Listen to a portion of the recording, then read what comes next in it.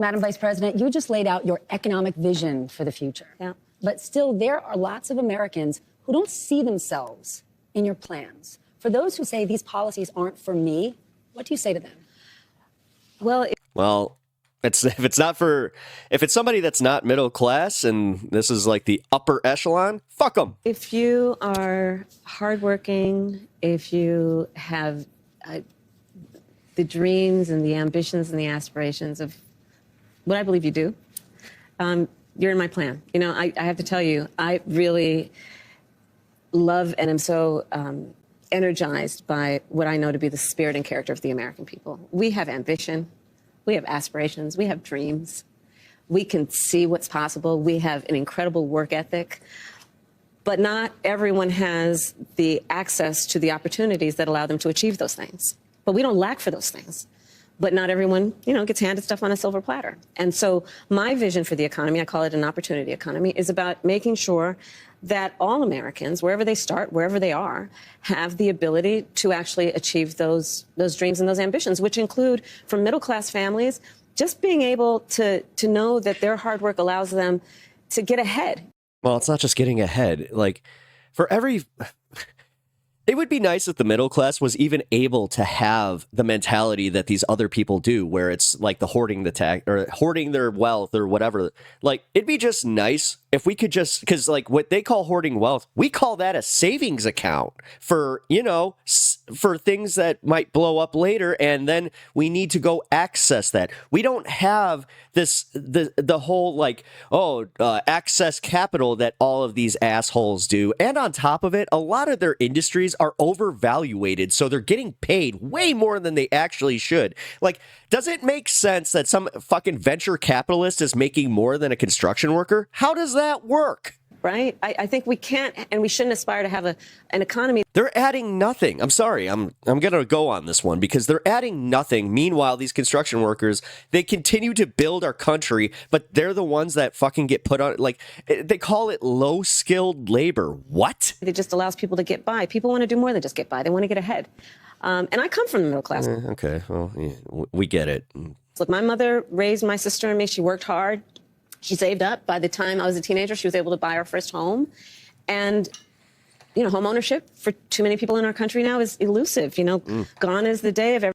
Actually, one of my friends who was having a hard time getting a home just got hit. He just got approved today. So you can already kind of see the needle moving with the interest rates coming down. And also they're actually giving people loans now. Everyone thinking they could actually live the American dream. So part of my vision for the economy is let's deal with some of the everyday challenges that people face and address them with common sense solutions, such as affordable housing.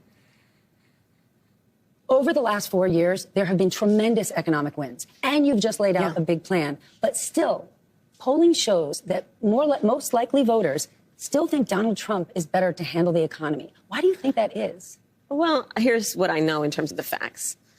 Donald Trump left us with the worst.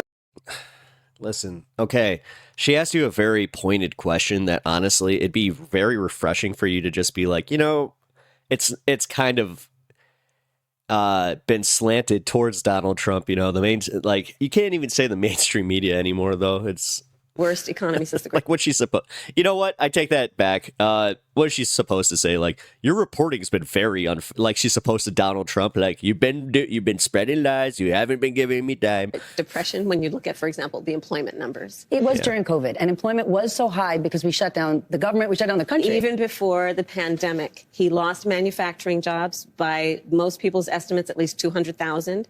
He lost manufacturing plants. Ask the auto workers how he lost auto plants. We have grown. Yeah, I live near one, the Belvedere plant, and it closed over 20 during Trump's administration. New auto plants.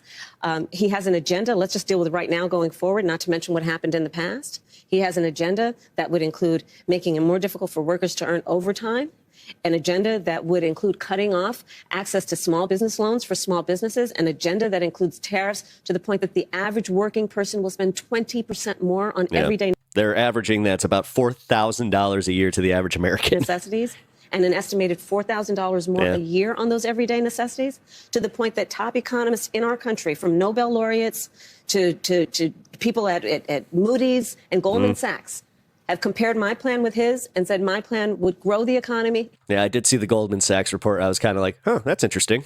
His would shrink the economy. Some of them have actually assessed that his plan would increase inflation and invite a recession by the middle of next year. So the facts remain that Donald Trump has a Yeah, but then he'd just blame you. He'd be like, this is the Democrats. I'm going to fix it. I swear to God, I'm going to fix it. More tax cuts. We need to vote on the tax cuts. Because that's kind of what the game is. Like, they're trying to tank the economy. They're trying to make sure that nothing goes right for anybody. I mean, look at what Donald Trump was trying to do with the government just the other day, where he's just like, I need you to shut down the government. We need this.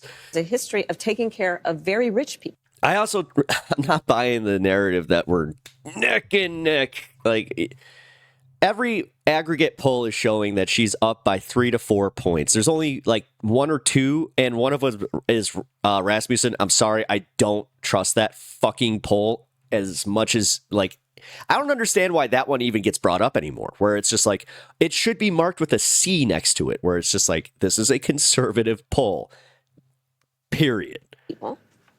And I'm not mad at anybody for being rich, but they should pay their fair share. Yeah. But Yes.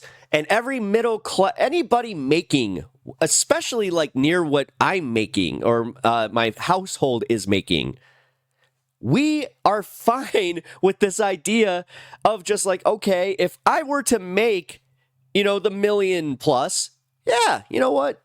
tax cut. That's kind of like, I don't. But then again, I've been middle class my entire life. I've been, again, barely able to put a savings account together just because every time you do, something happens. That's kind of the whole purpose of the savings account.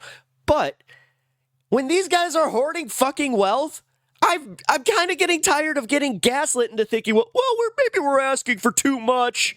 Billionaires and the top corporations in our country. Fuck. And then not really paying much attention to middle class families. No. My perspective on the economy Yeah, the majority of this country. is when you grow the middle class, America's economy is stronger. And there's empirical evidence to prove my point correct. Then let me ask you about taxes, because lots of people will say, I don't like Donald Trump, but he cut my taxes. He didn't just cut corporate taxes, he cut individual taxes. Now, that expires next year, and there are some people confused saying, I don't know what's going to happen next year. Under a Harris administration, at what income level should someone expect their taxes to go up? And that state and local tax deduction that's currently capped and matters to a lot of people in blue states, you're going to lift that cap? So, first of all, when it relates to anybody making less than $400,000 a year, your taxes will not go up. Your taxes will not go up. And in fact, under my plan, taxes for 100 million Americans will actually be cut, including $6,000 a year for young couples for the first year of their child's life, and a tax cut, a tax credit, essentially, by expansion of the child tax credit. And why is that? Because during the first year of We know. a young couple of a person's child's life, they're going to need help. See, this is where I get to be a little bit of a special American here, where I don't have kids. Don't plan on having kids, so this one doesn't affect me, but I'm all for it. Notice how I'm willing to pay for your kids. Help buying. Yeah, maybe you guys need to kind of come to terms with the fact that, yeah, sometimes taxes need to be paid for you to live in a nicer area or to have nicer things around you. Weird. A crib, buying. Especially when you live in like an area like mine, where you have all these middle class houses and then you have like the estates. It's like, what the fuck? A car seat. And we all benefit when they're actually able to do what they naturally want to do to take care of their child. And expanding that child tax credit, or you mentioned housing before, giving that extra money for a first home. If you can't raise corporate taxes, or if GOP No, you need to raise corporate taxes. That is the long term. takes control of the Senate, where do you get the money to do that? Do you still go forward with those plans and borrow? Well, but we're Oh, I hate to say it. This is a rough one for her but we're gonna do it. It's like, you can't say that. You don't have, there's no way that you could predict that you're gonna have unilateral control of Congress. going to have to raise corporate taxes, and we're going to have to make sure that the biggest corporations and billionaires pay their fair share. That's But then they're gonna leave. just it. It's about paying their fair share. At what point do you take the Donald Trump approach and just go, well, if you leave, then bye-bye? I am not mad at anyone for achieving success, but everyone should pay their fair share. And it is not right that the teachers and the firefighters that I meet every day across our country are paying a higher tax than the richest people in our country. Bill Gates just said it this week. If he was in charge of taxes, he would have paid more. But how do you find that line? Well, JB Pritzker is probably the better example on this one, just because he is a governor To make sure and a billionaire, and he's even he tried to institute, richer, the wealthier American or the wealthier Illinoisans paying more in taxes, but they voted that down. corporations are paying their fair share, but they're not leaving our country.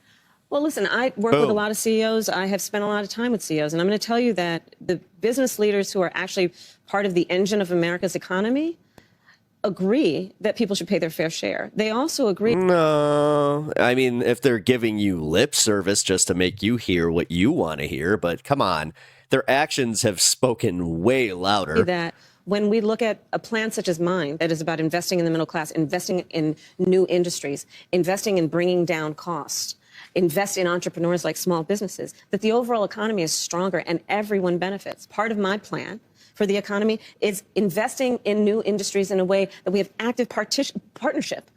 Yeah, I mean, one problem here is that you have a lot of people that just refuse to admit that the Obama economy was great.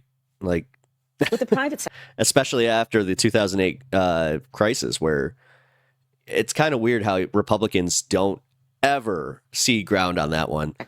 I've worked with the private sector mind. But here we are, we're doing the thing where it's like, oh, tough questions, got punch, and Donald Trump will literally just be like, I fix it, and then not only would she move on, the rest of the country would, and then we're just gonna go to election day, and everybody's still gonna be like, I think Trump's gonna be better on the economy. You ever think that's why I'm not trying to put too much thought into this shit, because the amount of people that pontificate on the opposition's mindset is what are you doing?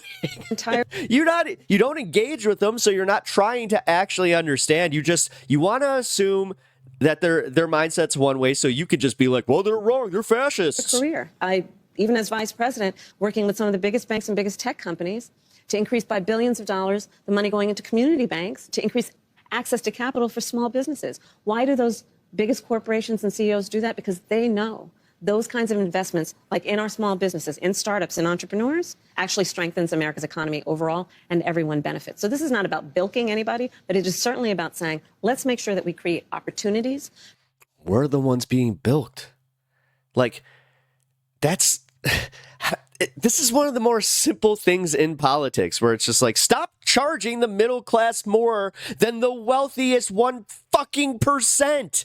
That's the one thing that Bernie was very good at instituting into our minds, was the 1% of the 1% of the 1%.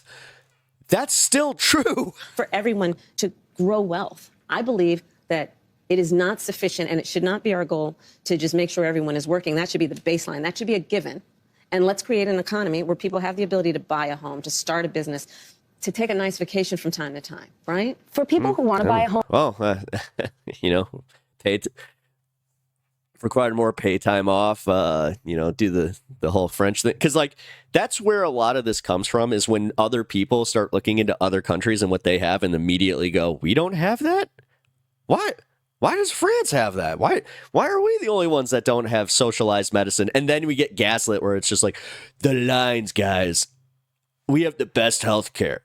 People come from all over the world for our health care, but we don't have to wait in lines. It's that's if we can even fucking get it, you dick. Yes, getting a $25,000 kicker would be great, but it's not just affording a home. We don't have enough in this country. You're absolutely right. And one of the main problems are regulations and rules, strict rules at a local level. How does wow, Stephanie, you are so you're advocating for more deregulation at the local levels, despite the fact that, yeah, you know what? Those regulations were put there for a reason. We kind of just learned that with the whole Boar's Head incident. This idea that deregulation is good for our country, it's good for certain companies. The rest of the deregulation is horrible for us. We're the ones who have to suck in the bad air. We're the ones who have to fucking eat the bad meat. We're the ones who, that's what happens. And then we get sick. And then somehow you blame the fucking opposition party instead of the actual people who voted for this shit. federal government cut through Most of the time, it's your party. all that red tape and get down to the suburbs of Pittsburgh and say, we're going to have to build some affordable housing here? How do you connect the two? So you're absolutely right. So across. Well, using the term affordable housing is already that's a that's bad for, you know, the upper echelons. Across our country, anybody like a people rightly certain are concerned tax about cost of bracket housing. is immediately like, well, that's going to decrease my property value. Homeownership, to your point. We need more supply. That is, without any question, part of the solution. Creating more supply under my plan includes creating tax incentives to work with the private sector and home builders. Part of my goal and Okay, well, that's also addressing like things like lumber costs, and I mean, plan would be to create 3 million but again, Donald Trump would literally just be like, I'm going to put it there if it's going to fix it. new housing units for rent and for ownership by the end of my first term. It includes also what we must do to cut red tape. You're absolutely right. It takes far too long, and there's too much bureaucracy associated with home She's building. so And I say that as a devout public servant. I know that we have to reduce the red tape and speed up what we need to do around building. And that is... But no. Time out. What she just said there, if you actually like, if that is put into practice, that's horrible for any new home buyer. Listen, my home was built in the mid 90s. And even I have some issues where I'm like, oh, okay. Like I had to kind of look into it where I'm like, I'm looking into the home builder. I'm kind of looking at like the materials that they use, which already, if you can believe this, lumber from like the mid 90s is so much stronger than the lumber now because of deregulation. So you keep deregulating that because we're already running into these problems. I can't tell you how many times I go on fucking TikTok or the YouTube shorts where I see just loads of videos.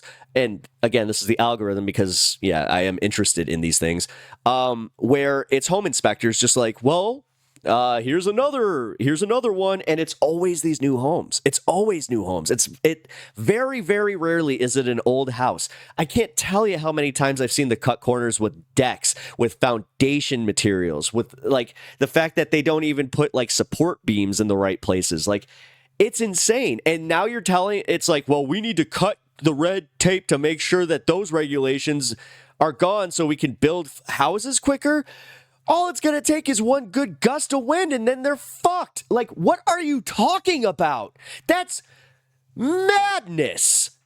Like, fine. If you want to have the most unsafe homes in the world, that's the best way to do that. Going to require working from the federal level with state and local governments. And it's going to be different in different places. No. This is disgusting, where they're literally talking about taking away regulations that keep us fucking alive. I'm talking about the things like, you know, fire marshals and like it sounds like based on this logic, they would just do away with home inspectors. Like, what the fuck?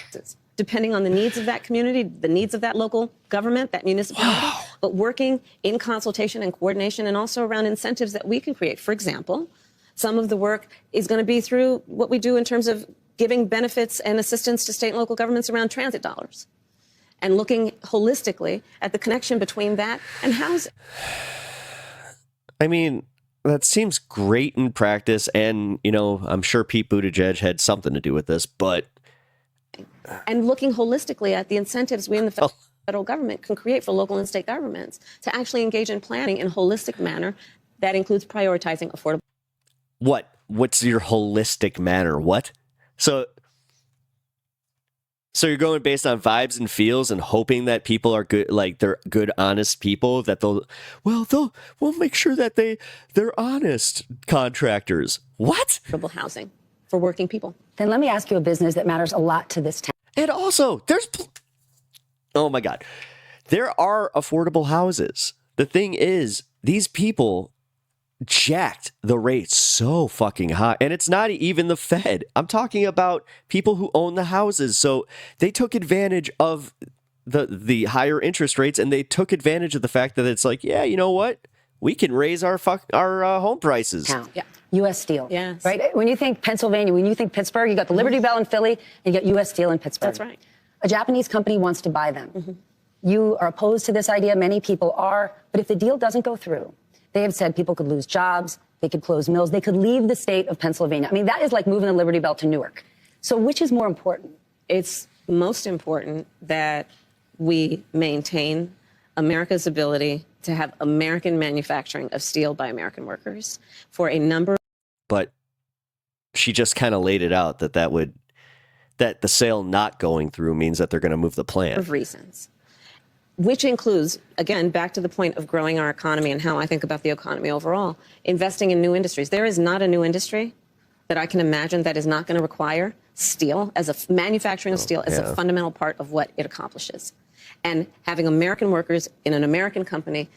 Well, that sounds great. Manufacturing that steel for those new industries is going to be critically important, not only in terms of our economy, but also in the context of national security.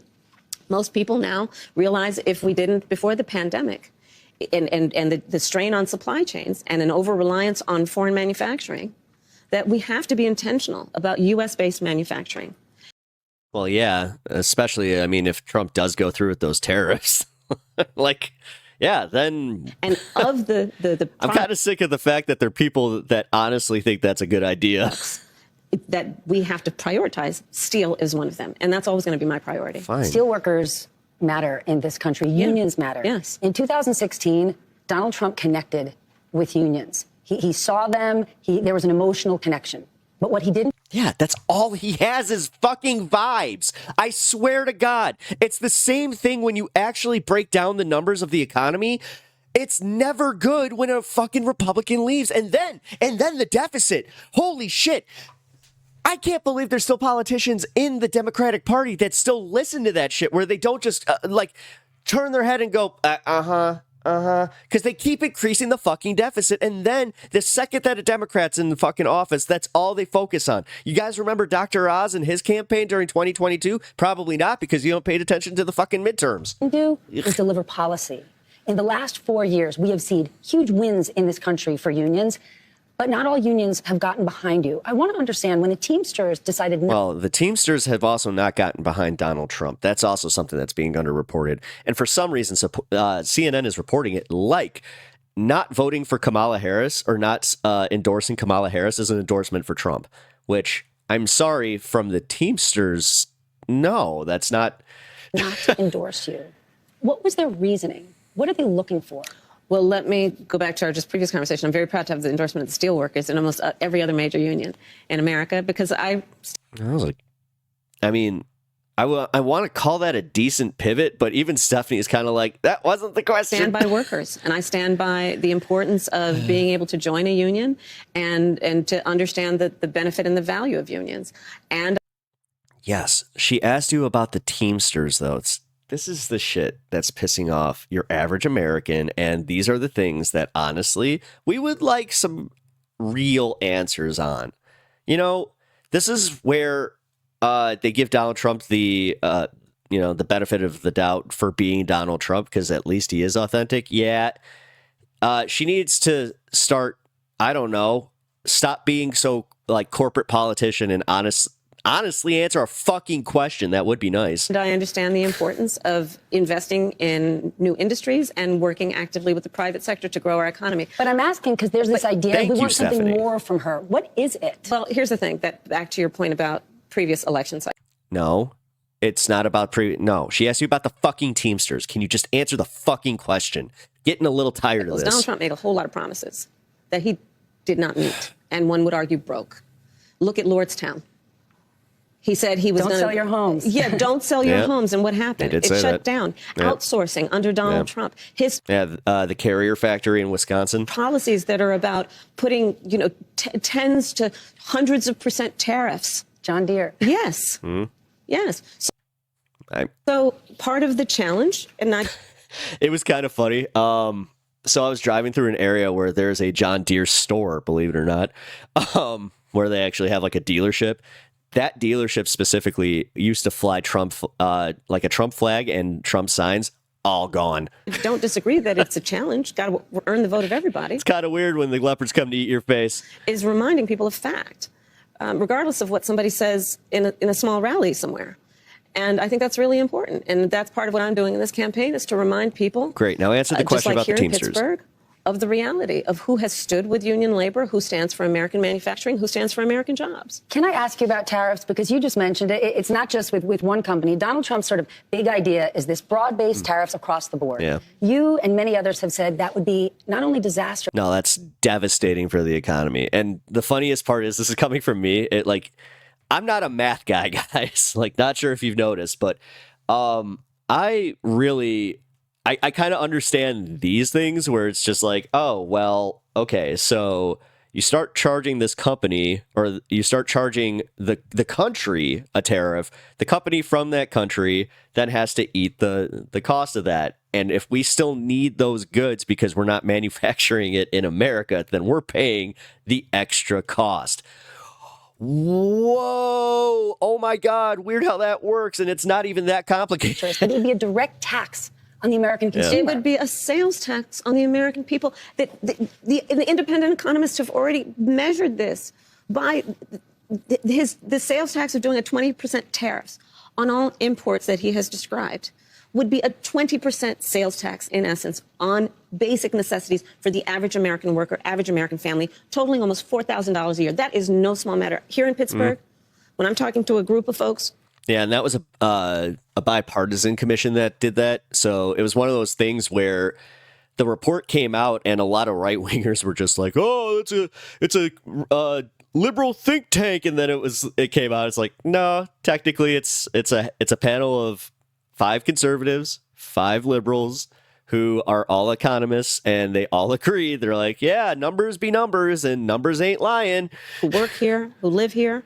And when they hear it might be $4,000 more a year for them, look, people can't afford that. But tariffs aren't unique to President Trump. President Biden has tariffs. Well, yeah, we have tariffs.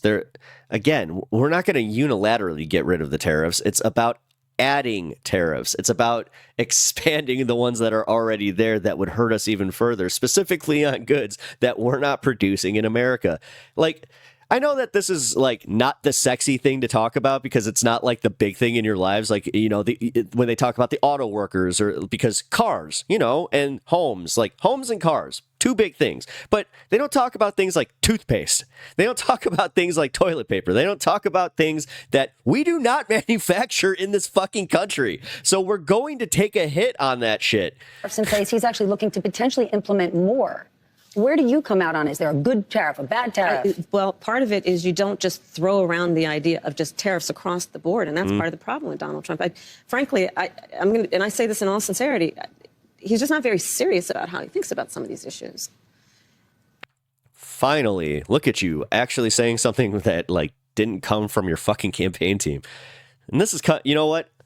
I have to admit that, yeah, this isn't going as well as I thought it was. Good. Like, the clips that they put out are, they make it seem like this was this huge gotcha. It's more kind of the same, and I hate to say it, like, you know what? The Republicans are going to have a little bit of ammo with this one. And one must be serious and have a plan. Like, if she keeps dodging these questions again and not, like, the Teamsters one, that was an easy one. Because the Teamsters guy is such a dick. He's such a brazen dick. And honestly, just go back and, like, if you have not looked into the history of the Teamsters and Jimmy Hoffa, just do yourself a favor and do a quick Wikipedia of it. Seriously, that's who we're putting our faith in. That's who we're really standing behind here. And honestly, that's the type of shit that got people against unions back in the 70s and 80s, because they had this idea that every union was run by this by a corrupt like a corrupt union lord or leader. And I hate to say it, the Teamsters, they kind of to this day still hold that, where it's like, yeah, I'm still thinking that this guy, especially with the way he talks, like he's one of those dudes where it's just like, I'm a real man. I talk the way that all men really talk, except I'm kind of just a fucking brazen asshole. Any real plan that's not just about some talking point ending in an exclamation. These broads coming into the union, you know, he's said some shit like that at a political rally, but actually putting the thought into what will be the return on the investment, what will be the economic impact on everyday people. And when you look at my plans, you will see what those benefits will be. Some of them. The thing is, I looked at some of the other, like, for instance, her plan to give us the housing credit and then even the child tax credit.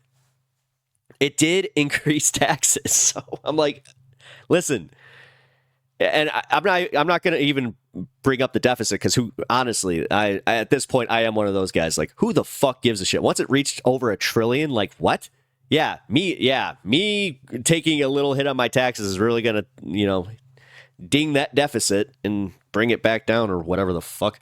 $25,000 down payment. But yeah, I was just looking at that and I was like, oh, again, bipartisan commission coming out and saying, yeah, unfortunately, this would lead to higher taxes in some cases if you really wanted to institute this. Assistance for first-time home buyers. You know what that means?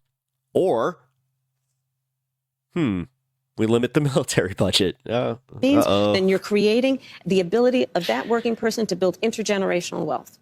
Doing the work of a $6,000 child tax credit, doing the work of a $50,000 tax deduction for first-time small businesses, startups, because right now... That's a real plan. It's a real plan, because right now, and again, it's about paying attention to...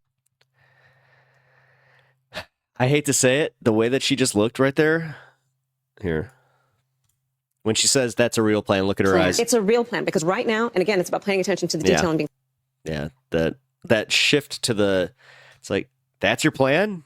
Okay. I mean, you can tell that she was hoping for more substance on this one, so she would be able to go on, her show and be like, we really hammered this one. It's like, being serious about it. I'm serious about my enthusiasm and for small businesses and my belief in what they will do as part of America's economic engine. On Friday, sorry. No, so looking at the fact that right now the tax deduction is $5,000, nobody in this year of our Lord 2024 can start a small business with $5,000. Very few can. So extending it to $50,000 tax deduction for startups. Well, I mean, if you listen to those freaking podcasts where the guy's just like, I went broke and I made my business back and I made my money back by investing and blah, blah, blah. To generate. I hate those channels so fucking much. Innovation and the ambition of the ideas that are present and among us, but need the fuel to be able to actually achieve the goal. His plan is not serious when you lay it out like that, but a serious problem over the last few years has been inflation. Luckily, it's cooling, but prices are still high. Yeah, I agree with you. You've said you want to take this on by going after those who engage in price gouging. Yeah. But as somebody who supports free markets, who's a capitalist, how do you go after price gouging without implementing price controls? Because once we get in this zone, that's actually a really good people question. start to get worried and they say, I don't know what she stands for. But also, I love how you're playing devil's advocate for the fucking corpos. So... just to be very frank, I am never going to apologize for going after companies and corporations that take advantage of the desperation of the American people. And she brings it back. Boom. That was a very good answer. Okay. And as Attorney General, I saw this happen. In the midst of an emergency, whether it be an extreme weather event or even the pandemic, we saw it, where those few companies, not the majority, not most, but those few companies that would take advantage of the desperation of people and jack up prices. Yeah, I'm going to go. No, and to deny that they were doing that is insane. I've had that argument a few times recently where I'm just like, do you really think that it was just the inflation? And I love how, I got some people in my life that call it Biden's inflation. It's just like, what about the globe? Like, how did the global inflation impact our inflation and the supply chains? Because again, everybody has this weird isolationist thought process of America just being its own little power structure and we control it all. Go after them. Yes, I'm going to go after them. Good. And that is part of a much more comprehensive plan on stocks immediately tank. What we can do to bring down the cost of living, including housing, including the everyday needs of the American people. What? On Friday, You're going to make going us to help the border. Americans? Immigration is complicated. One of the issues is an economic. I actually just watched a very interesting video. Actually, you know what? I'm going to link it in my description because it was a really good video on a guy who got sick of the media spin on the border. He went down there and actually talked to people and crossed the border and saw the border wall and saw where the crossings are happening because if you're serious about immigration, then it's okay, then you need to put a lot more money into airports Economic one. and checking visas. And no one is eating cats and dogs in Springfield, Ohio, and I'm glad not to be talking about that. But there are people there that are stressed, that feel that they're at capacity. Communities around the country that have legal immigration, many have said, we're at capacity. And many feel like the government has said to them, well, adapt, sit down, be quiet. This is how it is. It's kind of weird how they take that approach on things, but they don't ever mention how the Haitian immigrants were specifically placed in Springfield because of the jobs there. And it was, they have factory jobs that the locality wasn't taking. You know that idea of the jobs that like Americans don't want, like, you know, picking fruit and low skilled and high labor jobs? These are the ones that they're coming here for. These are the ones where they're helping the economy. They're paying into the tax system just by merit of being here. Like, we don't ever talk about that, how technically illegal aliens are the ones who are best for our tax system because they only pay into our tax system. So I don't know what to tell you guys outside of I'm kind of getting sick of immigration being used every fucking 4 years. It's an election cicada issue where it's just, Nope, 4 years from now, it'll be brought up again. But the 4 years up until then, it's only like a small subsect of people that still pay attention to that shit. And it's mostly a bunch of old white dudes that go to like Cracker Barrel and they saw too many Mexicans. What would a Harris administration do for those communities who've taken in many, many legal immigrants but are at capacity? Well, it's kind of weird because you know how there's also statistics about how the economies of Republican states are not doing well and how they also have labor shortages? Well, this is causation and correlation, guys. This is one of those things where if you're not very friendly to, you know, the concept of immigration and low wage workers, then you're not going to have a very strong economy or a lot of, you know, employment there. So it's kind of weird where, yeah, we're getting to capacity, like especially in Chicago. We actually just had this thing where Brandon Johnson, he shut down one of the migrant centers because it was getting too expensive to house these people. And on top of it, I hate to say it, there was a increase in crime around the building. So it was one of those things where it's like, yeah, it's fueling the whole like, oh, well, the crimes are the immigrant criminals are coming across the border and they're taking over buildings, blah, blah, blah. First of all, instead of, you know, the ones that are just living there trying to get by. Like, that's also where I think it's super disingenuous just to focus on like the 4 dudes that were probably causing problems in front of the fucking the building. We do have a broken immigration system, and it needs to be fixed. And if we take a step back, months ago, yeah, it's broken. Actually, you know what? I was just kind of pontificating on this one because it's specifically broken because of xenophobia, because of this idea that we have to put so many checks and balances into getting these people, you know, like Republicans, they're literally fighting about this because Republicans already think that they're just unilaterally coming over here and voting because they don't understand how this shit works in the slightest. They think that they just come here, get rights. That's how it works. You become an American the second that you come here. No, that's not how this fucking works. So, and again, I bring it back to the idea that the more of these people that you have coming across, they are paying into your fucking tax system. There's a lot. That's why I hate to say, like, cities like Chicago, they were doing the whole thing because they were also like, yeah, you know what, we do see some profit in this eventually. But also, I would love to have more of a humanitarian way of doing this shit because the way that we talk about it and the way that we institute our immigration policies, it just takes the humanity out of the situation. And then on top of it, like you have I am going to call out the one side on this one where it's like, no, one side legitimately dehumanizes these people to a degree that they talk about them like they're fucking vermin, bomb threats. Like, how disgusting are you? Especially when you're not, like, you never look at the context that we did not start here. You know, we kind of came from another country, took over this land, you know, quite controversially, and now you're going to sit here and just be like, nope, immigration as a concept is not okay. Some of the most conservative members of the United States Congress came together with others, proposed a border security bill. That would have put 1,500 new border agents on the border to help those hardworking border agents who are there right now working around the clock.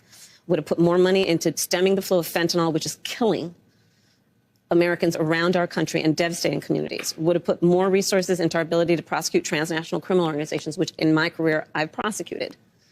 Donald Trump got word of the bill, realized it was going to fix a problem he wanted to run on, and told him to kill the bill, don't put it up for a vote. He killed a bill that would have actually been a solution because he wants to run on a problem instead of fixing a problem. And that's part of what needs to... I mean, You can use it as a buzz line, but it's entirely true. To be addressed. And my pledge is that when elected president, if the American people will have me, I will bring that bill back and I will sign it into law. And we need a comprehensive plan that includes what we need to do to fortify not only our border, but deal with the fact that we also need to create pathways for people to earn citizenship. Then I want to just ask you about a little job and a big job. Okay. The first one, just a fact check, because your opponent There is almost no little every job. day. There's no such thing as a little job. Okay, fair. Because your opponent almost every day seems to be talking about this. So I just want to ask you yes or no. At any point in your life, have you served 2 all-beef patties, special sauce, lettuce, cheese, pickles, onions, on a sesame seed bun, working at a McDonald's? Yes or no? That's it. I have. Okay. Now the other job. But it was not a small job. Like, I did the fries. I mean, yeah. Yeah, because Donald Trump came out this week saying, she's never even worked at McDonald's. Actually, next week I'm going to McDonald's. I'm going to work the fryer for a half hour. So we'll see if that happens. But then let me ask about a big job. But to your point, if you don't mind, before you get to the big job, there's a part of the reason I even talk about having worked at McDonald's is because there are people who work at McDonald's in our country who are trying to raise a family. I worked there as a student. I was a kid who worked there trying to raise family. Yeah, it was a starting job. And like, there isn't a, they don't give, raises as much as they should to people who have been there, for years and years and years. Doesn't pay rent on that. And I think part of the difference between me and my opponent, which is weird because I worked for Radio Shack for a long time. Well, not a long time, but for a time. And while I was there was a guy there, and this was sad because it was right at the end. We went to a conference and he was talking about how he'd been there for 30 plus years. But he did make a salary that was a pretty decent one. It was like 90 grand. Includes our perspective on the needs of the American people and what our. But then 3 weeks later, we got fired. So, and we all found out on the news. They didn't even bother to give us a phone call. Responsibility then is to meet those needs. Then to the big job. You have laid out policy in great detail. Yeah. But the economy is an unpredictable beast. And you are running for a job that takes extraordinary instinct and guts. Yeah. What's the last time you had to make a gut decision? This here is very prescribed. She's the vice president. What? Very That was a really weird question. controlled. Yeah. Well, while I was at the baseball game, I was deciding whether I should get a hot dog or a hamburger. My gut told me I wanted a hamburger, so I went with hamburger. Probably the biggest gut decision I've made most recently is to choose my running mate. Oh. Yeah. Hey, good. That was actually a really good answer. There were lots of good, damn good incredible answer. candidates. Well played. And ultimately, that came down to a gut decision. Yeah. I know I'm out of time, but then I just want to ask you a question from my gut. Okay. Because today we're talking about we're talking about the economy. Yeah. And people don't think often about reproductive rights being an economic issue, but it is. A woman's ability to plan her future, her education, her life. Today, and in the last few days, Donald Trump keeps talking about it and how in overturning Roe v. Wade, he helped women. He protected women. He says they're miserable today. They're poorer today. They're more vulnerable today. He said he will be the protector of women if elected. It's fucking laughable. Her face. He said that? So Donald Trump is also the person who said women should be punished for exercising a decision that they rightly should be able to make about their own body and their future. So I think and he spoke with policy. We would all agree that as a result of that perspective that he has about women, he also then chose 3 members of the United States Supreme Court who did as he intended, undid the protections of Roe v. Wade, and now in state after state, you see laws being passed that do punish women. Mm-hmm. Laws that, most recently, a heartbreaking story Texas, resulted Georgia. in a young woman Georgia dying, a mother of a 6-year-old. Yep. Heart-wrenching stories. Yep. And that's for the listener, much less their family. So, look, I think the thing about Donald Trump is that, I don't think the women of America need him to say he's going to protect them. The women of America need him to trust them. Can we trust you? Yes. Yes.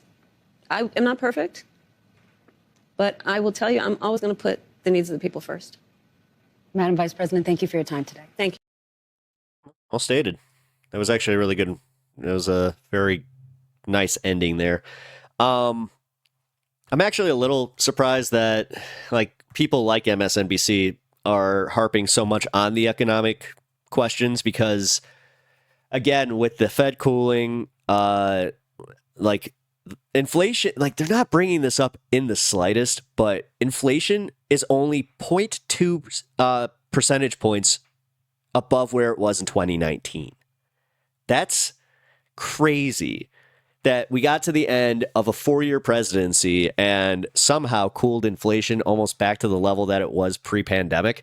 So I think that that's kind of just, I mean, from my perspective, a little odd that they're not going to run on that a little bit more. But what I was going to say about the abortion issue, like they need to really like all the ads about the woman in Georgia. Like these are the things that are really going to mobilize the youth vote and women.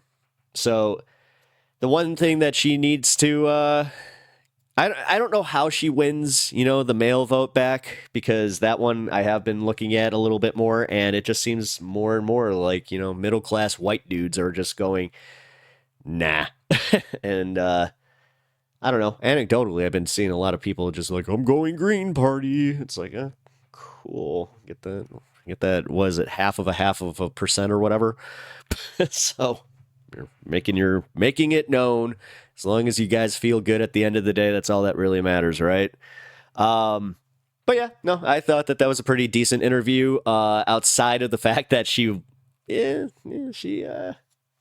I would actually say that Stephanie Ruhle was the decent part of that, because she was being fair and also asking fair questions. I didn't like a few of the dodges, specifically because it was like, you're doing the pivot thing, and also she really needs to calm down on like the buzz lines, because those are, you're getting normies starting to realize that. Like when my mom is saying like, hey, I've heard her repeat, we're not going back. Like I understand like the hope and change thing that we're doing here. We're trying to market like, and that's good. That's good. I mean, you could argue that was one of the things that really boosted Obama, was the fact that he did have like a good marketing team. And he also did we had like the enthusiasm, the hope, the change, like that was, it was all there. But with this one, number one, she's already fighting an uphill battle, which sucks, because for some, if anybody tries to say that MSNBC is the MSDNC and that was like a puff piece, I'm sorry, you're just objectively not watching this same interview. You're also just being completely unfair, and you're just using, the language, and like you're doing the thing where you're just like, nope, my confirmation bias won't allow me to see this just because of what the MSNBC says. You know how many times I watch Fox News reports just to get both sides of the story? You guys need to really start doing that a little bit more, because honestly, like you guys are like, you want to talk about fucking echo chambers. It's kind of like, when you guys just refuse facts just because it makes you feel bad, yeah, that's kind of like the, and you're the facts over feelings crowd, right? Yeah. Anyway, I'm good. So I appreciate you guys checking out the video. I appreciate you guys checking out my channel. I'm trying to get to 1,000 subscribers, so if you guys could help me out with that, that'd be great. So yeah, leave a like, comment, and subscribe, and I'll see you in the next one.